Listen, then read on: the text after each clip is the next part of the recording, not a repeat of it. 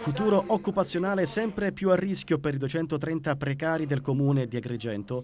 Dal 1 gennaio 2013 e dopo oltre un ventennio di impiego potrebbero ritrovarsi disoccupati per l'interruzione del rapporto di lavoro con l'ente comune. La notizia ha mandato nello sconforto il personale a tempo determinato in servizio al municipio. La vicenda è chiara. Per effetto dei recenti interventi legislativi, il personale precario non avrà alcuna possibilità di ottenere il contratto da tempo determinato a tempo indeterminato. Questo ci porta a essere molto preoccupati, prima perché non c'è più il tempo e dopo le sentenze della Corte dei Conti che ha dato Andrea qua una mazzata dicendo che tu non puoi derogare con una circolare la legge nazionale.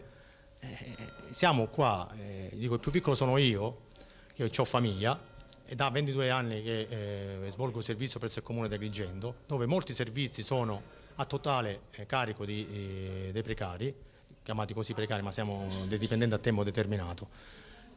Questo è già da noi, ieri abbiamo avuto un'assemblea dove siamo già un po' in ritardo rispetto alla regione Sicilia, dove già da qualche settimana c'è una forma di protesta nelle prefetture e nelle province, perché abbiamo capito che se tutti insieme non portiamo la nostra preoccupazione ai politici regionali, ai nostri deputati regionali e nazionali, si rischia che il 1 gennaio succeda una rivoluzione. Noi adesso siamo in stato di agitazione, l'abbiamo proclamato già da diversi giorni, ieri siamo stati in assemblea.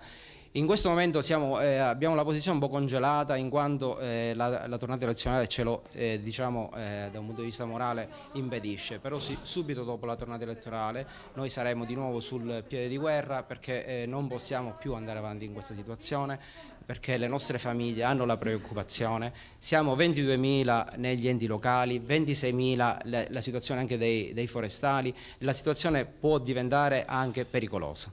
Il licenziamento dei precari, aggiungono i sindacati di categoria, provocherà da una parte il blocco dei servizi minimi verso la città e dall'altra la perdita di 230 posti di lavoro. Al nuovo sindaco di Agrigento cosa chiedete? Al nuovo sindaco di Agrigento chiediamo di starci vicino, che sicuramente è chiamato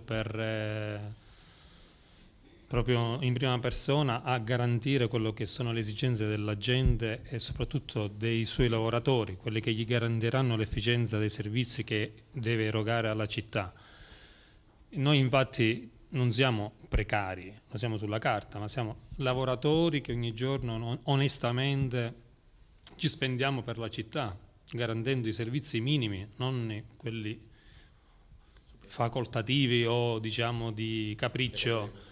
Quindi noi veramente siamo lavoratori onesti che vogliamo riconosciuta la dignità del nostro lavoro, che ogni giorno ci guadagniamo a contatto con la gente e soprattutto con una forte volontà personale a professionalizzarci nonostante abbiamo mansioni inferiori, perché man mano che passano gli anni, sono passati questi anni, noi abbiamo sostituito tanto personale che è andato in pensione.